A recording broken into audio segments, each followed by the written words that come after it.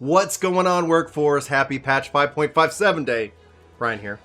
Chris here. And today we're talking about patch notes, giving you guys our thoughts, going over it, looking forward to the future. But first, Chris, what's our shout out today, dude? We are going to be streaming just all the time, 5 days a week, 8 to 2 on Twitch. Come hang out. We're knocking out all kinds of things. Today, for example, we'll be knocking out the stuff we're about to talk about. Yeah, absolutely, guys. I'm really excited. This is, for me, something that's just, it makes it easier to be able to get more gear sets. So if you've already geared up your main, you can gear up an alt. You can do so much more with it. But let's go ahead and dive into the patch notes, not belay anymore. Today, we have 5.57. The last major one that we're looking forward to is 5.58, which we have under good authority. That's the data center visit, but we don't have a date on that. So let's dive in. First and foremost, battle system changes. Chris, do you want to take this one? So this is basically going to make Eden much more clearable. For those of you that have not lived through a 0.57 before, basically what they want to make sure is that anybody who's trying to get the tier cleared, especially all the new players that we welcome in post FanFest season, they're getting to the end of their MSQ and then they're realizing, I want to try Savage, but I just don't have the gear. And so a lot of this patch is going to be around gear just getting easier to get, with Eden's Promise Savage having 2 treasure coffers now always appearing, and the weekly restriction rewards from the coffers being removed. And then the weekly entrance restriction on all areas from Eden's Promise Savage has been removed. Players may now directly proceed into any area of Eden's Promise Savage and will now receive the Echo. The Echo will take effect upon entering Savage raids. I thought you had to die once.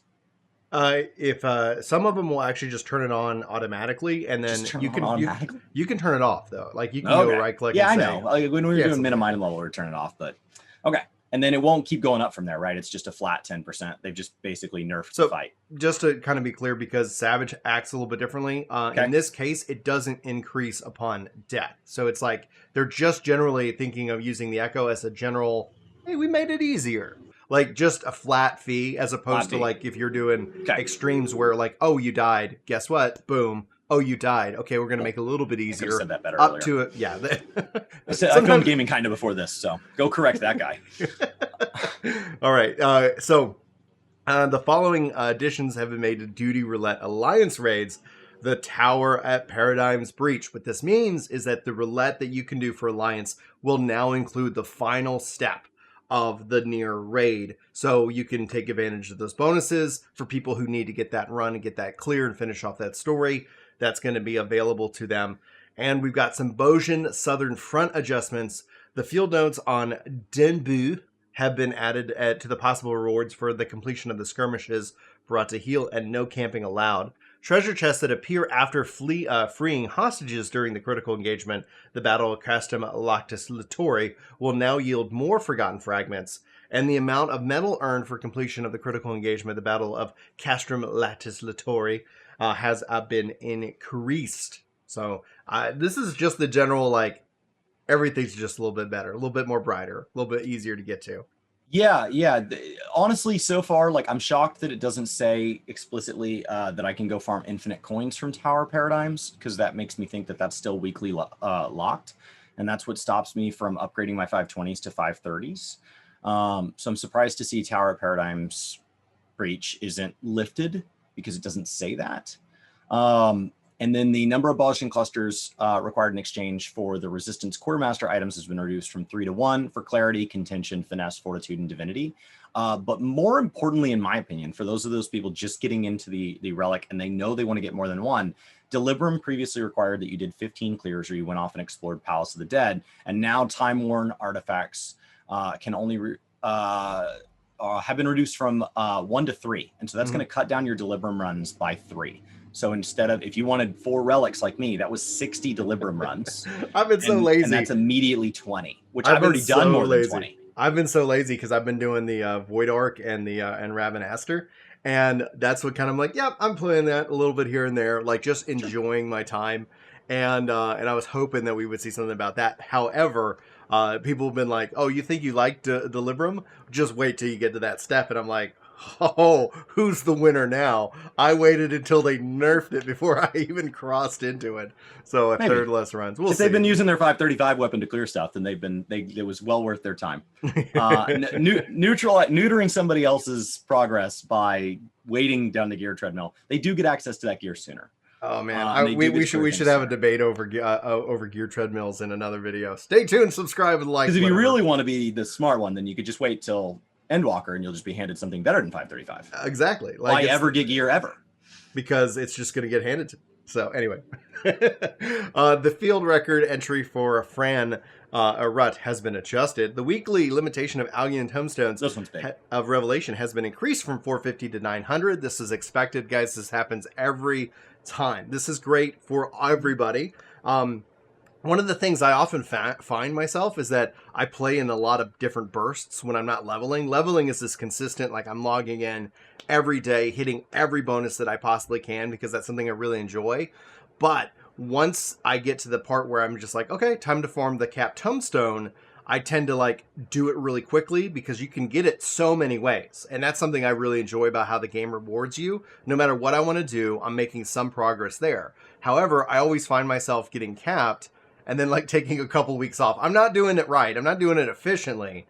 But when it comes to 900, it feels like this is a great time for me as a player just to sit back and like, great, I really want to overconsume Palace of the Dead, or I want to overconsume Heaven on High, or I want to overconsume the Bosja front, or I haven't gone into Zandalore yet. Maybe next week. But this will give me a lot of ability to farm up a lot of that and finish off some of these gear sets that I've kind of just got in part. So now, for those of you that have played a lot in the last few months, there was a point where people got stuck on another world. The world visit system kind of broke down. And if your character was stuck on another world, you had no way of getting home to your retainers, and they had to freeze, housing demolitions, all this. It only took them a couple days, but they weren't sure what it was going to take to get it corrected. You couldn't play with your friends easily. It just kind of left you high and dry unless you were doing cross-world content. They have added the Visit Another World server option from the sub command on the character selection screen. Smart. I really assumed they wouldn't touch World Visit or Server Visit until Data Center Visit until 558, but that's a really good anticipatory change there. That way, if you are logging in on an overly congested world, you can just go to a different one. And what happens here is that how it works currently is you got to be in one of the three main cities and you go to the Aetheryte to execute it. However, if you're doing it from login, you could be outside the city, right? So what they'll do is they'll actually log you in if you use this feature at your home city's Aetheryte. So if you're Limsa, you'll just log in Limsa. So if you don't remember which city you first saw in your first cutscene, however many years ago, you're about to find out. Oh, I'm Ul'dah, by the way, because I started as a thaumaturge. So that's now that feature won't be available under certain conditions, such as logging out while undertaking certain duties. I assume that's because they can't port you from the instance server. So like, it's still not perfect. This is a massive leap forward. Yeah. Quest completion can now be confirmed via the character profile page of the lodestone, including the date of completion. Yay. Now, typically how we've kind of rated like how many people are playing the game is usually based off of achievement unlocks. So it's like, hey, so this many out of the lodestone has unlocked certain achievements because those show up with certain quest dates. But this will end up giving more feedback as to like you could go and query and get a more accurate representation of the active player base just based off the lodestone alone. So all you guys out there writing APIs and bots and doing data analysis, this is probably going to be very handy. We're probably going to get a clear picture of our active player base because of this change. Now, Meoni's saying that you don't get to choose which world server when you press this. It's just a load balancing button altogether. Oh, that's actually really handy. With as many new players coming into the game itself, just the fact that you could sit here and say, I just want to play, and then you could rebalance later. Because imagine trying to get onto a overly popular just server. Being stuck somewhere. Like, right. At least you can go somewhere. Because if you logged out on Gilgamesh and you're like, I regret everything about that. I made a mistake, and now I'm got a 10,000 person queue in front of me. Like, let me just get me into the game. Just get me into the game. So that's still, I think, a big perk. Cool. A big plus overall. Thanks, Meoni, for correcting us there, giving us that helps. insight. That helps people that were feeling penalized when they got stuck somewhere. You can now go somewhere different. Awesome. that was, I mean, that's the big stuff. The Let's following cover the issues being resolved issues. addressed. Yeah. Yeah, I didn't go over these in my video on gaming, kind of. An issue in Zadnor where NPC did not display correctly during certain skirmishes. It's basically not display correctly on Beast of Man and certain skirmishes and taking lion's share. And an issue with undertaking the Weapons Refrain Ultimate where players were not incapacitated when touching the edge of the battlefield. I'm sure that was fun.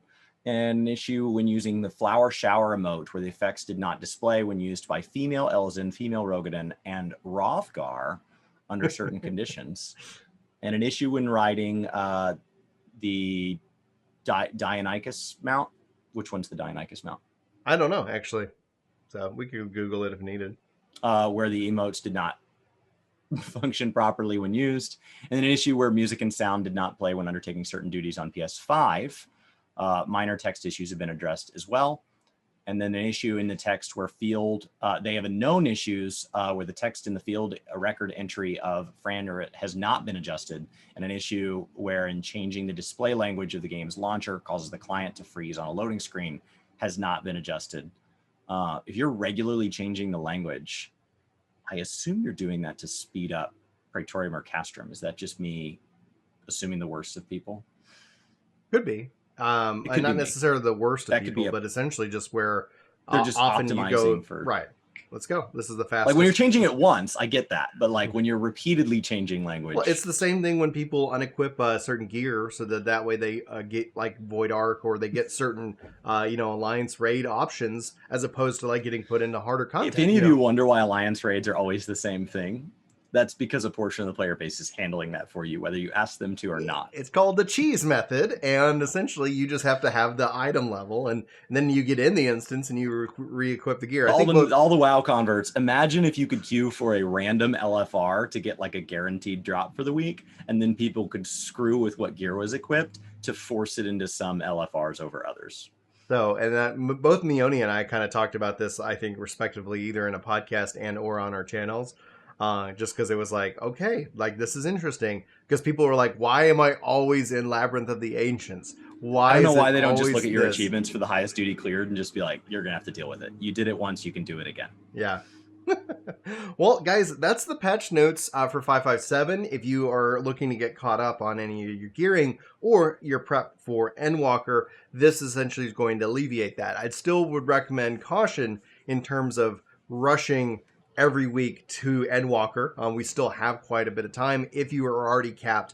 But that's where really the choice is yours. I just tried to find to make sure that when I, like my own personal story was after ARR and into Heavensward, I finished Heavensward and I stopped playing for 5 months because I didn't realize the hype for the expansion masked the burnout that I was already feeling from just no-lifing A Realm Reborn back in the day. And so I tried to take that forward and give myself plenty of time to breathe and to have fun. But if you're new, if you're a refugee from any game itself, you've got quite a lot to experience. So this really doesn't apply to you. It's just more that if you've done everything you've set out to do, listen to that voice and don't get into Endwalker feeling winded, because it's going to be a pretty substantial expansion, and it's one of the things that Chris and I have kind of wanted to talk about. We're going to have to talk about offline, kind of our predictions for what we see, where we see the game going from this point forward, but we don't want to spoil it here for you guys live. Chris, do you have any final thoughts before we wrap up? No, next up is 558. The big centerpiece of 558 is going to be Data Center Visit, allowing us to jump to any world on any data center anywhere in the world. So that's any server across.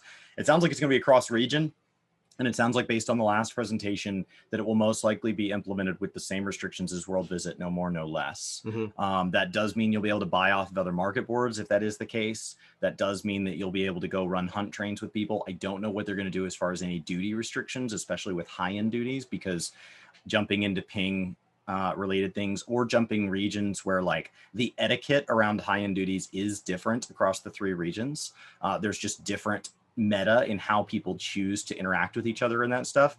It's going to shake things up. And one of the things that you were asked yesterday on stream is that when are you going to get back into the minimum item level content? And that's what you're evaluating for the 558 with the data center visit. That way it becomes a little bit easier to be able to kind of form that group, to be able to run past content, synced, minimum eye level, So it should be fairly We filled the interesting. group reasonably fast, but there were a number of people in chat interested in taking part, and they can't. Like, literally, Aether and Primal can't play together. So like, And Crystal, yeah, those are the three. Even just mostly in chat it was Aether and Primal because that's where. But there's a fair number of just even within NA, being able to do stuff together would be a huge advantage, and then of course being able to jump the pond is incredible. Yeah, absolutely. It's going to be, I think, a really pro community move, and especially when Oceanic Data Center comes online as well. This is going to help keep people together, but at the same time allowing them to build out. Like it'll be interesting to see what the Oceanic Data Server culture develops as. It's one of the things that we've kind of different data centers kind of tend to have a culture around them. And it's really exciting to see. But that's going to wrap up for this in the patch notes, guys. Thanks for tuning in. If you like the video, be sure to hit like, favorite, subscribe, share, clip, dance, or you can tickle, dislike. I don't care. Either way, we thank you for being here. You can go post a satire post on Reddit. We'll watch it. We'll watch it. I was really wanting to start the video going like, "What's up, butt fours? Butt to ass here." Chris hasn't seen it yet, so I if you haven't guys are seen curious, it. I'm gonna watch it Thursday. I reacted to it yesterday, and I just gut busted pretty much the whole time. I laughed my head off, and somebody was like, "They're being mean." I go, "Huh." I'm having a really good time with this. So are they being mean? Yeah. Are they being mean? Yeah, it'll stay on the top of that Reddit thread for a while. That's fantastic, guys. So if you want to see my raw reaction, I've got that up on Ginger Prime right now. It's the last video that I posted. It honestly made my day yesterday. So thank you guys for memeing on us. I appreciate that. Send us your memes. Send us the videos you want us to see us react to. We appreciate that. But yeah, 22 minutes later. In this case, 16 minutes later, you can read the patch notes for yourself, guys. Here's the link. Why do you need us to talk about it? So anyway, too much fun. Guys, for Work to Game, my name's Brian. My name's Chris. Thanks so much for watching. Hopefully you have a fantastic day, and we see you next time. But until then, chaos, chaos, chaos.